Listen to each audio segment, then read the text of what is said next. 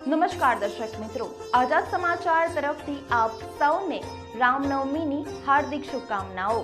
શહેરમાં છેલ્લા 27 વર્ષથી સાઈ સેવા સમિતિ દ્વારા સાઈબાબાની પાલખીનું આયોજન કરવામાં આવે છે।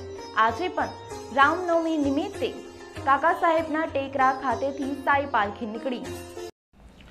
આજે ભગવાન શ્રી રામના જન્મદિવસની દેશભરમાં ભવ્ય ઉજવણી કરવામાં આવી રહી છે। વિવિધ મંદિરોમાં 5 આરતી અને વિશિષ્ટ કાર્યક્રમોનું આયોજન કરવામાં આવ્યું છે। ત્યારે શહેરમાં આવેલા દાંડિયા બજાર ખાતે કાકા સાહેબના ટેકરા ખાતેથી 27 વર્ષથી સાઈબાબાની પાલખીનું આયોજન કરવામાં આવે છે।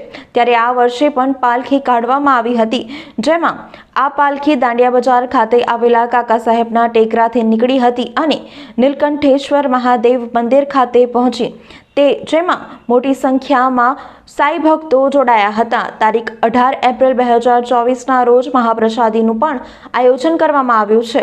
વધુમાં સાઈ સેવા સમિતિના સભ્યોએ જણાવ્યું કે શ્રી સાઈ સેવા સમિતિ 1997થી દર રામનવમી નિમિત્તે પાલખીનું આયોજન કરે છે।